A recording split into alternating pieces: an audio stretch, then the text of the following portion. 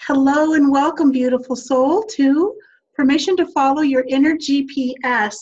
This is a video podcast, and I'm your host, the Angel Lady Terry Marie. Your inner GPS is all about your inner guided purpose soul path, and everyone has their own divine life purpose. And the intention of this podcast is to help you by sharing amazing interviews, more like conversations really, with amazing people like this beautiful lady who's with us today, Kate Beeders. She is the breakthrough expert and founder of Brilliance Builders. Please join me in welcoming this beautiful soul. Hello, gorgeous. Thank you so much for being here. Thanks for having me. I'm really excited. We're already starting to have a cool pre-interview conversation, so I'm excited to see where this all goes. Thank you. Kate and I were just reminiscing a little bit about how we met, and I remember, and it didn't take her long either. We met in San Diego several years ago where she was a speaker, and I was one of the couple hundred attendees or so. And so please, beautiful, tell us who you are and what you do. Who I am and what I do. Oh my gosh, well, that's part of our conversation earlier. So it changes. So what I do, quite honestly, is I help people really uncover, well, to back up, I believe most people are blinded by how much brilliance they have. Yes. And they play a smaller game. Even if they're out there, they're still playing a small game. And so what I do is I help people figure out how to shift their mindset, what stories, beliefs, doubts, worries, all those things holding them back. And then I also help them figure out what action to take. And it's more involved than that because you have to know what your clarity is, all these kinds of things. Right. But that's basically what I do, and really help them show up in their brilliance. Because when they do, everything shifts and changes, Terry Marie. I mean, that's when the magic happens, right? And that's when, like this lovely smile you've got in your face, that's when you have much more of a smile, because everything just kind of flows and makes sense and all that. So that's what I do. And my big buzzword that I use a lot in my business is the word brilliance. Mm-hmm. And it kind of came to me actually like the second day of my business, because I came out of corporate. And in the corporate world, you always have a sign off like yours truly or sincerely or, something, kind regards or whatever. And for some reason, I was just like, okay, I'm starting my business. I don't want to use like sincerely or use truly. It didn't feel right for our industry, Mm-hmm. and I didn't know that much even about the industry, but it just trusting like my inner guidance, it just didn't make sense. So I came up with Be Brilliant, and that's been my thing, just talking about helping people show up in their brilliance since I've started my business, since basically day one. I love that. And it is, people say, well, I work with my mindset all the time. Yes. It's kind of like giving yourself your own energy healing or your own reading. Yes, you can do it. Absolutely. And you get good guidance, you get good feedback, and you're doing some healing work on yourself. However, when you go to someone like this beautiful lady to help you with your mindset, she's going to find those parts and pieces that you're too in the middle of to see yourself. Tell us, if you wouldn't mind, how did you go from corporate, or decide to go from corporate to being a spiritual businesswoman? Is like, holy moly. Well, especially in Boston. I mean, Boston is, have you ever been to Boston, by the way? No. So Boston is very, very conservative, very provincial. I mean, this is where like the Tea Party happened and all that. And I actually went to a meeting about a year or so ago, and this company was so excited because they were starting to introduce meditation to their employees, and like meditation, like it had just been invented, So Boston, just so you understand, so Boston is very, very provincial. And when the economy tanked, I don't know if you remember, about 9 years ago, Yes. it was pretty bad. And first my company merged, then it got acquired.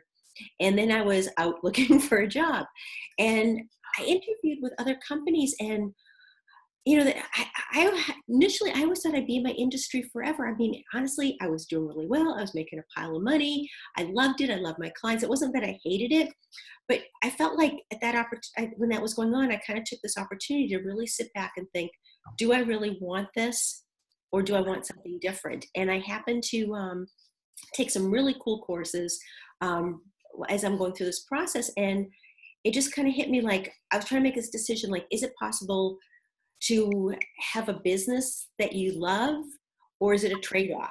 Like, does it Mm. pay for your life? And that's kind of been my search. How do you kind of mesh them? So I ended up kind of being what's called an accidental entrepreneur. Some people like the way you're supposed to do it. If you go talk to anybody who's like an official business starter, is you're supposed to put out this plan and have this whole proposal and have 6 months of savings, expenses in the bank, and all these things. I mean, technically that is, quote, the way you're supposed to do it. I didn't do it that way. I kind of jumped in. I initially was going to be a therapist. I got into grad school. I was going to get my master's and took the first course, got the straight A's. And then I realized, oh no, that means like working with somebody every Friday for 10 a.m. for the next 20 years. And nothing against therapists. I don't mean it's a bad thing, but just for me personally, I want to help people keep moving and growing and all that. So I kind of accidentally did this, and I'm an expert in a technique called tapping. The basic one is EFT. We're tapping on parts of the body and all that. And again, if you told me, especially being from Boston, that this would be partly how I make my income, I would have thought you were out of your mind. But I combine that with my business development expertise, what I did in corporate, along with laws of attraction, along with mindset work, and now I'm also pulling in neuroscience. And when I combine all that together, my clients have no choice but to skyrocket. And it's have no choice but to skyrocket. Do y'all hear that? Because just because you make a decision doesn't mean you're not in your way anymore. Exactly. They've done that, working on it a little bit still here and there. What were some of that? I like that, because you're an accidental entrepreneur. I can claim that for myself. All of a sudden, one afternoon, my world turned upside down and I was on my own. My plan was to save for another 2.5 years. It didn't work out that way. There was no plan. There was no plan B. There was just, okay. And I got enough of a message in 3 different ways within 24 hours that I was not to go back to a 9 to 5. And again, it's about following your own inner GPS, ladies and gentlemen, because yours may be a CPA or an event planner or have regular hours. This is not poo-pooing that. We're just sharing with you, and primarily Kate, how she did this. What were some of the challenges that you got to work through for yourself? Beautiful. Well, do you have like a week or two? So and back to one or two. and back to the thing, just to also too, like we said, we're not anybody who's got a regular job. That's cool. I think it's just trusting yourself where you want to be at that right time. And so for me, honestly, just the biggest challenge was probably money. Right? Because I did not have an inheritance. I didn't have a sugar daddy. Everything, I that expression, like I eat what I kill, right? So if I'm not making money, I don't eat. And also have, I don't know if you got to see her, but a very cute little dog who likes to eat every day too. In fact, she likes to eat 3 times a day. That costs money. And in the beginning, I thought it would be like a piece of cake, if it was like, oh, I was successful in corporate, I can do it. And it's not a piece of cake. It really, really isn't. And, you take all these courses that promise you, oh, you're going to have a line of clients outside the door. Well, I'm still waiting. And I have a very successful business, but I'm still waiting. And if anybody who has that line of clients, it's a really great tagline, a really great marketing message, but it's just not true. And so I would say the biggest thing for me was money, because I ended up, I did all sorts of odd part-time jobs. I waitressed till I started getting carpal tunnel because, I couldn't carry, and if you thought I wanted to be waitressing with 18-year-old kids, you're out of your mind, but I had a mortgage to pay. Right. I brought stuff to the consignment shop. Anything I could do until I finally said, I can't figure this out. And if this has to work, I took every penny I could find and I hired a coach. And that's ultimately what made the difference, because you can't. I'm a really smart person. I'm not saying it from a place of ego, because I know there's a lot of really smart people listening. Yes. It's got nothing to do with how smart you are. It's just if you've never done it before, you don't know how to do it. And that's really the big thing, for anything. Until you've done it, you don't know how. And so why not have someone share with you and save you steps, save you time, save you money, save you stress, save you. And that's really what made all the difference for me. And it's not the same as working for someone else, because I have one heck of a work ethic, and that's what's gotten me through a lot of it. And yet, without a coach of my own, and I've gone through a couple, and I have two now that I'm really working with, and it's making a lot of difference. And you're going to make stumbles, and how did you know which path was your best one? Was the one that you were really drawn to? You're doing tapping, and you're also doing, that's kind of like your side business within your business. No, actually, so what kind of happened is that I started falling in love with tapping. And again, I never had heard of it before. Nobody in Massachusetts, it's not even a word, was not even a word at that time used in Massachusetts. And I just started using it. And again, I was trying to figure out, like, what the heck am I doing? And I started getting clients, and everybody started asking me, like, how are you getting clients? And I was like, oh, it's easy, because I could figure out how to do it. And that was my business development background. That's what I did in corporate. So I knew how to attract clients. I knew the messaging. I knew how to overcome objections, all that kind of stuff I know how to do. The thing that nobody knew what was going on is that I wasn't really making any money, because at that time I didn't know how to charge what I was worth. So that was behind the scenes. Instead, people just saw, like, I had clients. And so that's really how my business developed. Initially, if you had seen my first website, because tapping was what I led off with, I was going to be a tapping practitioner, that I probably had about 24 different things, Terry Marie, of things I could help you with: stress, overwhelm, relationships, attracting abundance, fear of flying, you name it, it was all on there. And I had a really cool web designer who came out of corporate, who actually did marketing before he did web design. And he kept saying to me, you got to cut it down. It's too many. And I was like, no. And then, and anyone will tell you, any coach will tell you, you do need to get up and have a niche. And finally I was down to like 2 of them. And he said, you have to make a decision.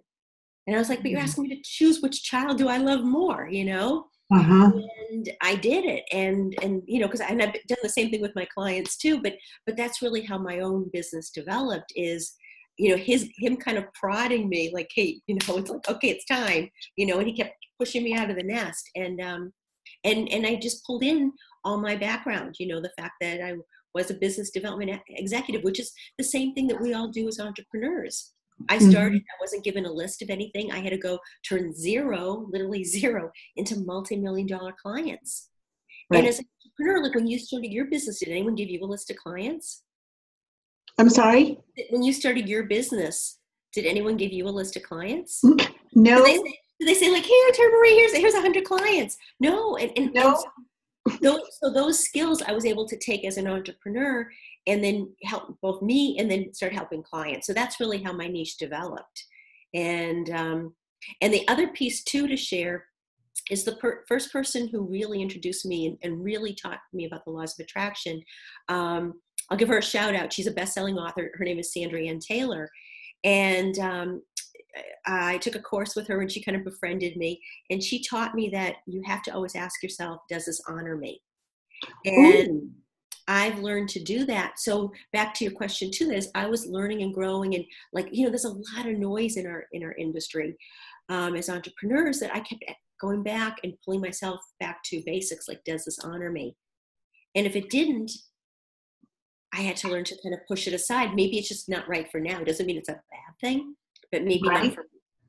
So that was a really, really powerful way of kind of leading myself forward. You really touched on a lot of different points, and it's so important. You mentioned that you had a lot of clients, but there was not a lot of money coming in, and so many used to be, so I'm tagging myself in this. Used to be that we don't charge very much because what we have is a gift. Mm-hmm. Well, just because you're gifted like a genius in a sense doesn't mean that you haven't practiced, that you haven't taken classes, or you're not self-taught. And just because you're more gifted in the sense of practice and developing Mm-hmm. doesn't mean that you haven't invested in yourself in one way or more than one way. How did you get past the not charging very much? That is so essential to a lot of spiritual business people. Yeah, and it's such a great question. And the other side of that too is that we also view ourselves as healers and helpers, right? So this is also this kind of double-edged thing, like how can I help you and make money off of you? You know, when that's your stumbling block. So part of it was necessity. I mean, honestly, I had bills to pay. Yeah. And part of me that said, I am not going back to corporate. When I first started, the way it showed up for me is in tapping, very often we use a scale. I don't use it all the time anymore, but in the beginning, it was like, how are you feeling on a scale of 0 to 10 and all that kind of stuff. And, the SUDS scale. And so what happens very often, and I was not the only one, is that we would, even though, let's say you purchase a session from me, I would be on that call with you until you got down to 0. Well, that might not be an hour. That could be 3 hours. That could be 3 days. I mean, and that's a lot. And I kind of got a little fed up. And the other piece that happened too, and I share this a lot when I speak from stage, is that I started getting really angry, and I wasn't willing to admit I was getting angry, but I was going like, damn it, you're getting amazing results. You're making 2 or 3 times as much money as you did before. You're going out and you're doing this. You're going out and do that, and you're not paying me hardly anything. And I got angry enough that I was like, this has to change. And that's what I had my coaches teach me how to do. And so now I teach that to my clients, because you have to learn to shift the mindset around that. Otherwise you can either be on the streets or else doing a job you don't really like. And get burnt out and resentful that you're giving and not getting a whole lot back, which right. leads us into the law of balance, giving and receiving. Mm-hmm. And that's a whole nother topic in itself. But so many spiritual people, it's like, it's not about the money. Well, how about it being equal and balanced? Because if you're not getting what you need, then how are you really being able to tap into your own spirituality and to do more? And maybe you want to hire somebody to help you. You can't do that on minimum wage. And you think about it too, and I'm just, being honest and transparent, as somebody who does work with energy. Mm-hmm. And if you're dealing with your own stress and overwhelm and fears and doubts and all that, like, my mortgage is due, or this is due, or that's due, how in the heck are you going to be able to clear yourself to then help that person either on the phone with you or in front of you? It's hard. It's really, really hard, and you're not superhuman. And that's why it's so important to understand what money is, again, all those whole things, but you're really not being of service, because if you're always giving, the gift is not as appreciated. That's true. If a client isn't giving something, and maybe it needs to stretch them a little bit, then one, you're not honoring where they are, you're not honoring yourself, and they're not going to get as much out of it because, well, it's free or it didn't cost much. That's right. That's right. And that's a really difficult, it's a difficult concept, because this thing that comes naturally to us, comes naturally to you. It's like, well, how does one balance that and really come into their own value, and because there is a fine line for some, it is about the money only. But I know that's not true for you. Otherwise, we wouldn't be having this conversation. And truthfully, it isn't so much true for most healers. What I find very often when it is all about the money, it's because they've got so much fear down inside. They're dealing with old stories. And so even then, it isn't so much about the money, but they need that money. The money's that solution. Right. Okay. So, but there's a lot of things, because money is an outcome, and that's a whole other interview, Yes. But, the thing is, I was also a flight attendant out of college, and, you've heard this expression, as I'm sure your audience has, is that you put the oxygen mask on yourself first. for Yes. anyone else. And it's the same thing, that if you're not taking care of yourself, fueling yourself up, giving yourself the time you need, whether you're doing, spa treatments, or you're going for a walk, or, whatever you're doing, but if you're not taking good care of yourself, which includes getting paid for the service you provide, Mhm. you're not being you technically are not being a guiding light for that person that you're helping. You're not, and you can't even raise your own vibration or your own frequency to the next level and the one beyond that if you're stuck in survival mode most of the time, if not all of it. And that's really scary, because how are you supposed to be this uplifting leader, healer, reader, coach, CPA, Whatever. whatever, if you're not in tune enough with yourself to know, you know what, I need help? Were you ever, and I'm asking this because I know I worked through it myself, it was like, well, I should know how to do this. I should have figured this out by myself, how to balance all of these things. And how did you do that for you? Was that part of what you did, hiring a coach? That was a lot of it. I'm an avid learner. I've always had coaches. And again, there's an old expression, you can't see the tip of your own nose. And sometimes we're all, I'm aware of maybe what the block is. And sometimes it's something even deeper that we don't even see. But we Yes. definitely don't know the solution and then our head gets in the way, because it also comes down to, if you look at the health and fitness industry, the weight and losing weight and all that. I mean, it's a billion-dollar industry. Everybody knows it's calories in, calories out, right? I mean, it's not, that's just on a basic, but yet why is most of the population overweight? And that's all the head stuff. So even if you, as an entrepreneur, or healer, know I should be doing this or I should be doing that, there's all those stories that you're telling yourself, or the recording that's playing over and over again, you're not good enough, or you're not this, or people never pay you, or there's no value because it's a woo-woo thing, or whatever the heck it is, right? It's, I remember one woman said to me, it was the funniest thing. It actually kind of cracked me up. I've been having my business was probably about a year or so old. And this is a very established businesswoman. And she was interested in trying tapping. And she was very successful. She owned a multi-million-dollar business. And she said, Kate, she said, what if you clear something out for me and it only lasts like 30 years? And I was like, huh. Isn't that a good thing? I mean, my dad's a dentist. Well, he passed away a few months ago, but he could really think if somebody, a filling, fillings don't always last your whole life, So I'm thinking, if you could get 30 years free of whatever pain that emotion is causing, isn't that worth something? I mean, like, hello, there is no guarantee, right? That almost boggles my mind that she or anyone would ask that. But what if it only lasts 30 years? Hello.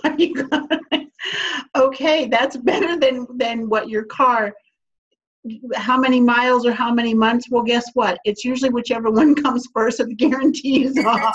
That's right. And so it's silly. And so people will even be like that too, because again, it's their fear. Like, can she really help me? Can this really resolve things? And then what if she can actually help me? Like, what if I could actually teach you how to charge what you're worth? That's a whole new bag of things. Like, what about this? And what about that? And what will I do with the money? And what if people think I'm money hungry? And what if they want my money? And I have to pay more taxes? And, I met one woman who said she did not want to make more money because she's afraid that she'd have to pay more taxes. Yeah. Well, it's like technically you wouldn't, because if you wanted, you could either increase your expenses, you could donate all that extra money, create a nonprofit, or donate it to your favorite charity. I mean, but do you see how their head just kind of goes in these very, very strange places sometimes? It does, and it has so much to do with what we were brought up with. And some people say, well, I had a very good childhood. I say, okay, but it still originates there, and even then you will have inherited it through DNA, through your cells and the beliefs and all of that. And it's how you interpret things. As little kids, we hear things, we see things, our brains are not fully formed, and so it's how we interpret it too. We may not know a joke is really a joke. We may take it as truth and get scared. It's all sorts of stuff. Being told to be quiet as a child, one of my clients was told, especially for females, and this is not a gender dig, this is just a generality which seems to hold pretty true over the years. Most of the time, in most cultures, women are told to, children in general, but women, female children more especially, to just be in the home, to be quiet, to not be heard, and if you're seeing that, you're too loud. And it's like, okay, if you're not speaking and you're there, how can you be too loud? Well, you were not supposed to be doing or saying anything in the adult world. Well, we take that with us. And people don't realize how much that really interferes with, even though they know it's not a truth anymore, but you still have to undo that a layer at a time. That's right. That's right. All these things shape us. And sometimes they're things we experience. Sometimes they're things we inherited, all sorts of things. But it does shape who we are. And I think the bottom line is, if you're happy with everything, then awesome. But if you're sitting there going, you know what, I just wish this was better or that was better or whatever, then it's time to really kind of evaluate and get the support you need. Yes, because when we're in it, ladies and gentlemen, it's really hard to see. Like Kate said, you can't see the tip of your nose. And the same thing, you can't see the forest for the trees, which I didn't understand for a long time. I think, well, if you're in the forest, don't you see the trees? But they were talking about the overview. You can't see the whole thing if you're in it. And it's the same thing. Is there anything else you'd like to share with our viewers, beautiful? I think that the thing is to realize that you can change. It's all about choices. And the first step is really just creating awareness.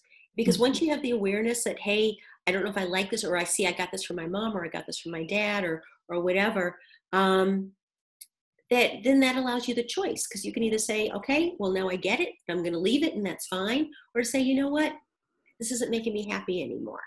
And then and then as Maya Angelou said, as you know better, you do better. And then, then it's up to taking personal responsibility. So either you're going to leave it, or else you're going to say, no, I want something different. Exactly. You own it. Yeah. Own it, heal it, clear it, release it, get rid of it. There you go. Get out of here. Please tell our viewers, and this has been so much fun, and I'd love to have you back at some point. We'll talk about some of those other things, if that's all right with you. I'd love to. You can see where this would be. You have such amazing insights, which is why we are so happy that you even said yes, because you're amazing. And I've loved your energy for a long time. So please tell our viewers how they can contact or get in touch with you. So the best thing to do is go to my email my team, info@katebeeders.com. That's KATEBEEDERS. So info@katebeeders.com. Can I share? Is it okay if I share one thing? Absolutely. Okay, so just to let everybody know, just because I'm really excited, my dad passed away last March, and I'm not going to cry. I've been, sometimes I cry, sometimes I don't cry. It was, my dad was an amazing man, and I had the honor and privilege. I held one of his hands when he took his last breath, and that prompted me. There was this book in me, and it prompted me to say, like, you got to do it. Like, life is not here forever. So, by the time your listeners and viewers get to see this, the book will probably be just about out or almost out. So I just wanted to share that, because it's not just like a book. This really means something to me, and it's dedicated to my parents and all that. So I just wanted to share it and ask everyone just to send good energy. And it means too, it kind of helps my mom. Well, my mom's still alive, makes my dad, kind of still with me. So I just wanted to share that. What's the title of the book, beautiful? The title of the book is Go or Don't Go. Ooh, go or don't go. That's what we were talking about today. Exactly. And the complete title, just because I'm still remembering the whole thing, the complete guide to accelerate your success and tap into your brilliance.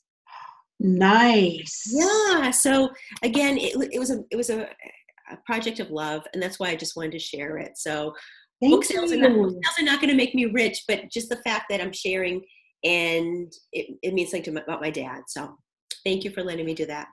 Absolutely. So that's info at Kate Beeders, Kateb, as in beautiful, EED as in divine, ERS.com. Info at katebeeders.com. So thank you so much for being with us today. And we are creating a community, an online community. So please take some time and visit our Living Spirit and Wellness Global Directory. It's for empaths to help them to be seen, to get more exposure, to step into their value, and to find the people that are going to help them become more successful in whatever that means to them. So thank you very much, and we'll see you again very soon, beautiful soul. Bye-bye for now.